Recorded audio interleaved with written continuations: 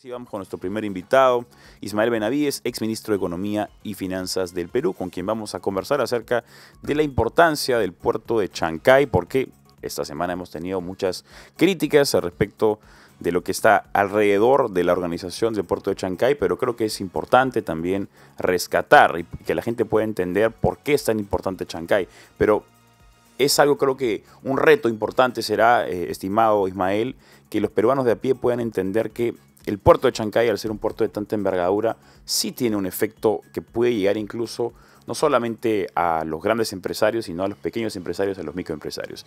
Ismael Benavides, buenos días y gracias por acompañarnos en Radio Betel. Muy buenos días, Pancho. Muchas gracias.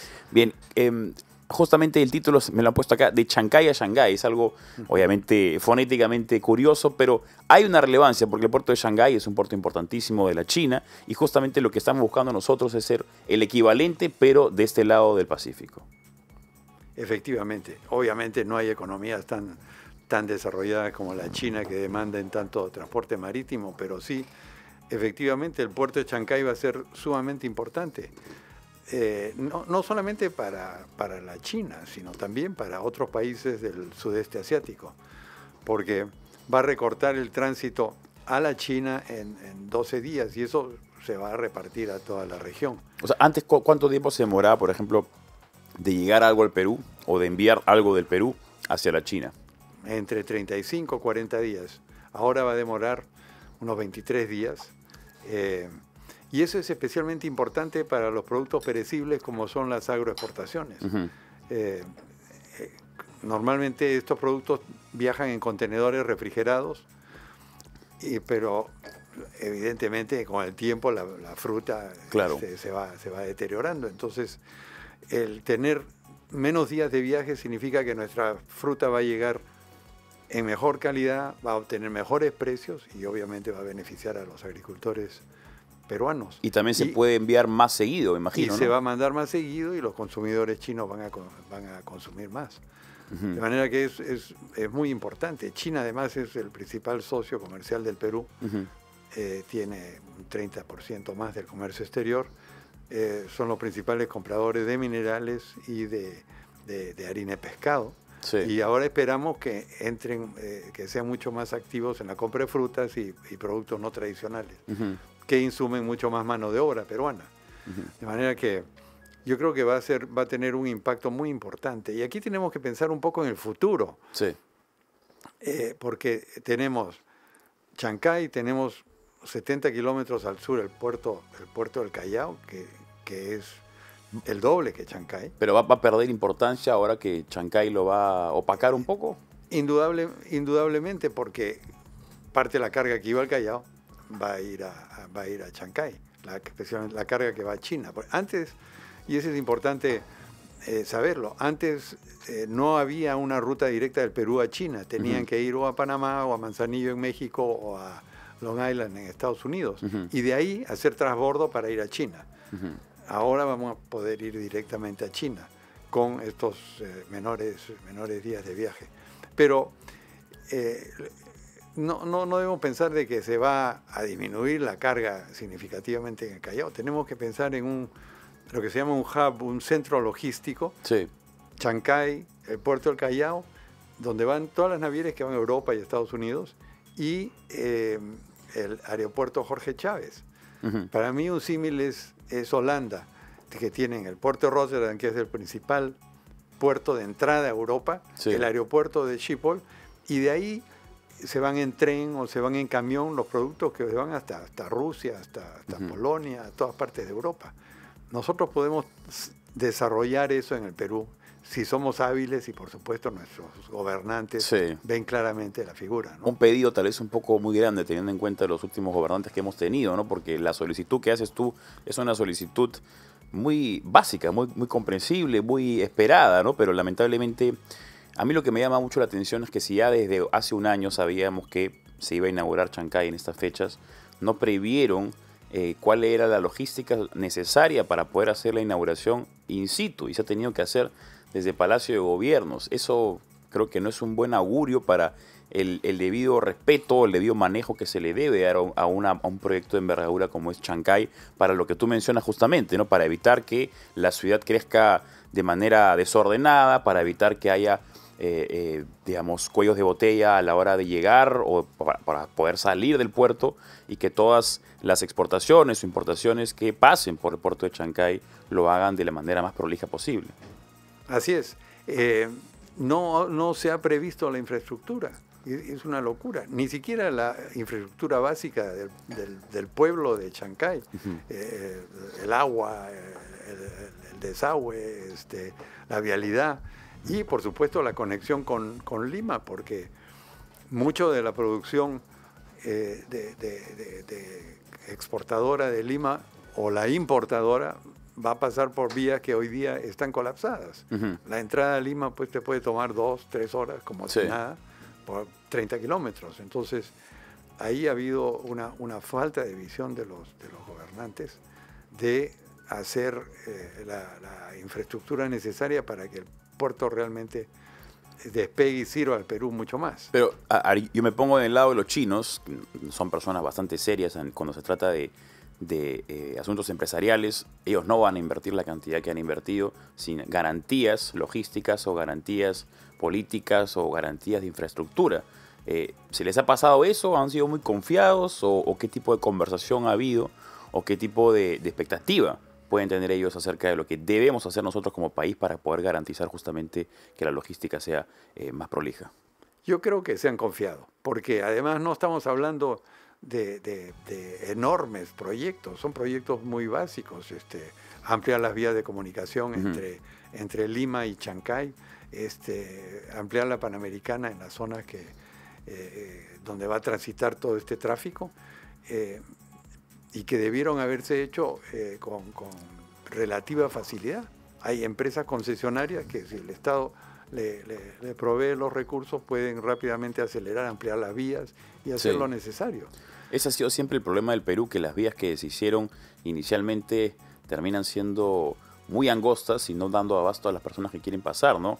Recordemos que para ir a Ica hasta hace no mucho también eventualmente la Panamericana Sur, que debería ser una carretera de gran envergadura, era doble sentido, ¿no? Entonces es muy problemático cómo en el Perú se va siempre por lo mínimo indispensable en vez de pensar a futuro, a 50, 60 años y hacer algo gigantesco como justamente hacen en China, ¿no? Donde hacen carreteras de 5 carriles, así pasen 2 carros al año, simplemente previendo cómo va a ser más adelante. Exactamente.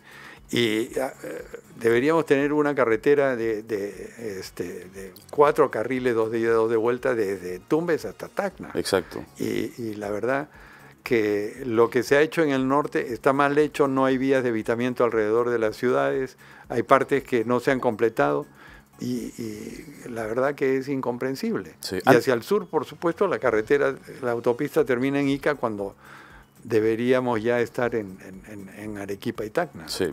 Antes de continuar con la parte geopolítica de la importancia del puerto de Chancay, vamos a escuchar una nota acerca de la inauguración del día de ayer del Foro APEC. Aquellas personas que desean marchar, protestar contra el gobierno, podrían esperar un par de días para hacerlo. Sin embargo, estamos viendo que están aprovechando este momento y eso no es casualidad. ¿Hay una intención de algunas fuerzas políticas de desequilibrar este ya endeble gobierno? No cabe duda. Hemos escuchado a los líderes de este paro primero decir que están protestando por la inseguridad ciudadana, pero cuando le jalan la lengua, como se dice un poco más, terminan diciendo que es para Bacaradina, para liberar a Castillo. Cambio de constitución. Cambio de constitución. O sea, evidentemente este es un tema político. Pero el daño que le hacen al Perú es muy importante, porque en esto tenemos que ver de dónde venimos, cómo nos han visto afuera. 6 presidentes en los últimos 6 años, violencia generalizada hace 2 años cuando cayó Castillo, la inseguridad ciudadana rampante que tenemos. Sí. Entonces, esto, en vez de ayudar a limpiar la imagen del Perú en un certamen como APEC, en el cual nos está mirando todo el mundo, que no es una oportunidad que tenemos todos los días. Estas son oportunidades únicas Y la verdad que lo que le están haciendo al país y a todos los peruanos es daño y no aportando a mejorar la imagen del Perú hacia afuera. ¿Y esto puede, o crees que ya ha perjudicado el objetivo de APEC, que era atraer inversiones, o crees que los inversionistas o los políticos de otros países no van a tomar en consideración o tanto en consideración las protestas que puedan surgir estos días? Yo creo que no las van a tomar en consideración. Hemos visto en otros países, incluso en países desarrollados, incluso en Washington, en las reuniones del Fondo Monetario y el Banco Mundial han habido protestas, en las reuniones del tema de cambio climático, en fin, Sí. han habido protestas y eso no ha cambiado la imagen de los visitantes. Pero en Perú, que es un pequeño país, en un lugar alejado de los grandes polos de desarrollo, la verdad que a lo mejor lo ven un poquito más complicado, pero lo que el Perú tiene ahora con APEC es una gran oportunidad de cambiar esta mala imagen que hemos tenido en los últimos años. Estoy repasando algunas de tus declaraciones en los últimos días. Vamos a cambiar de tema brevemente, pero me parece importante mencionarlo porque Petroperú también ha sido tendencia.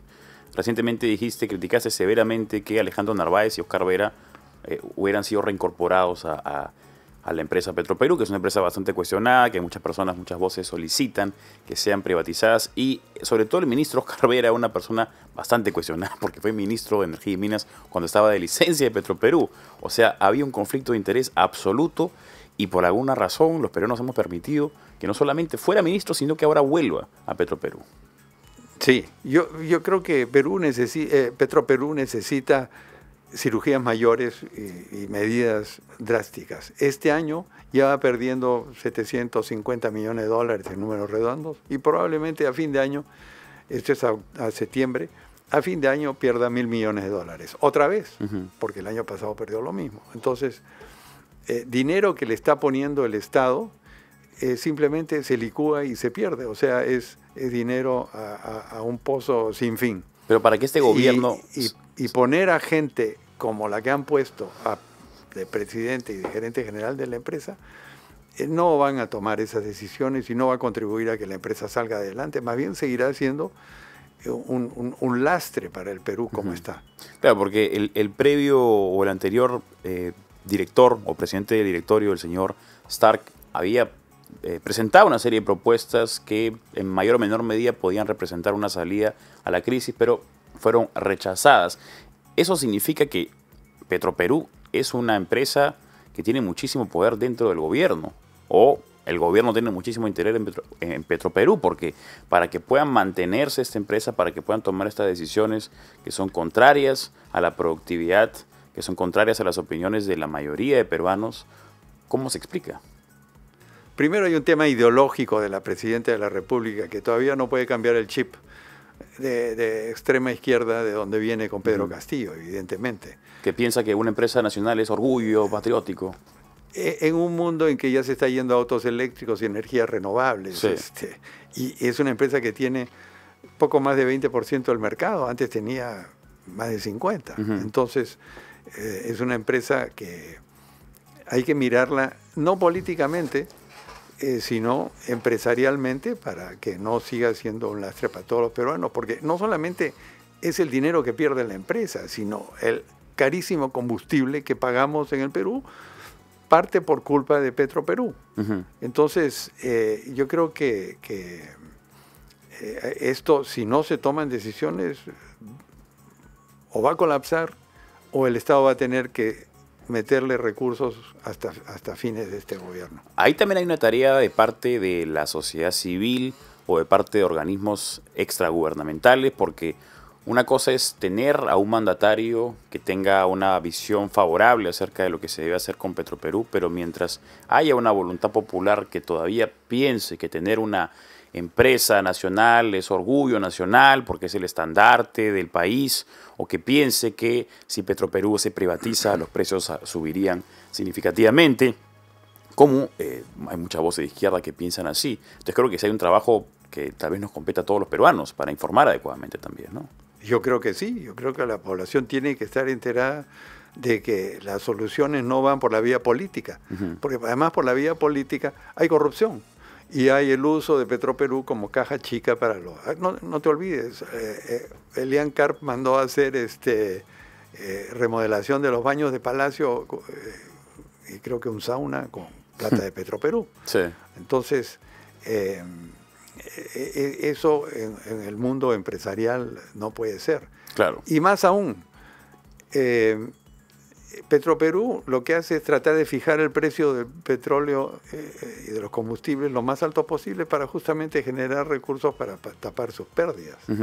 Y las demás empresas que compiten en el mercado están encantadas porque se pegan a ese precio al que aspira y pone Petroperú.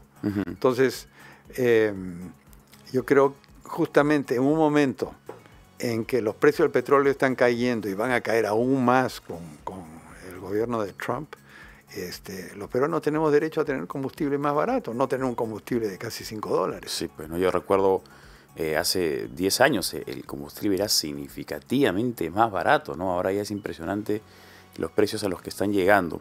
Volviendo ahora nuevamente a China, estamos viendo un poco de idas y venidas, pero se me queda una pregunta que tal vez es un poco difícil de responder en el breve tiempo que nos queda.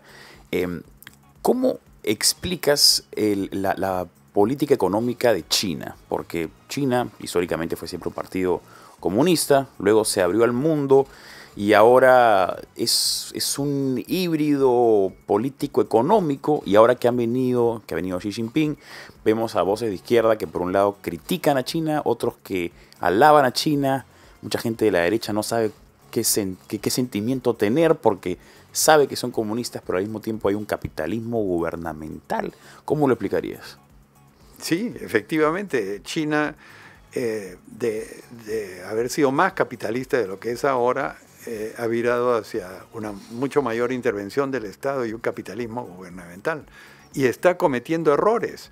Por ejemplo, con todo el tema inmobiliario. Han hecho nuevas ciudades íntegras en muchas partes de China, financiadas por los bancos chinos, que tienen edificios enteros, viviendas sin poder venderse.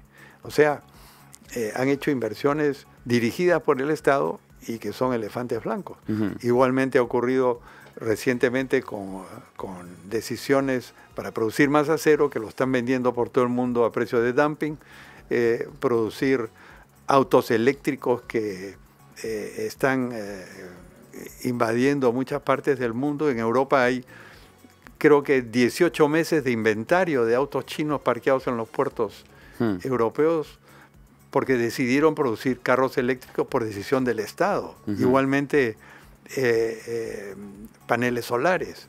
Entonces, esta gestión mixta no está llevando a buenos resultados y más bien está marginando de alguna forma al sector privado y llevando a tomar esas decisiones equivocadas que te he mencionado. Pero igual no deja el hecho de que es actualmente la primera o segunda economía del mundo, y seguramente habrá algún político de izquierda que diga, miren lo bien que funciona el comunismo, hay que seguir a los chinos. Bueno, pero es que China crece por capitalismo, no por comunismo, ¿no?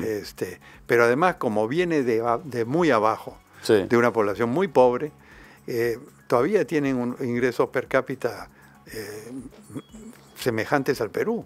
Claro. Pero claro, como son tantos, son tantos y cada año incorporan 20 millones de personas a la clase media, entonces evidentemente eso lleva a crecer, pero las tasas de crecimiento de China han ido de 15% a 5%. Así es que no todos son flores. Claro, efectivamente, ¿no? Bueno, muchas gracias a Ismael Benavides, exministro de Economía y Finanzas del Perú, por haber estado con nosotros acá en Tendencias con Pancho de Pierola por Radio Betel 100.1. Ismael, un placer conversar contigo. Muchas gracias. Vamos a hacer una breve pausa y regresamos.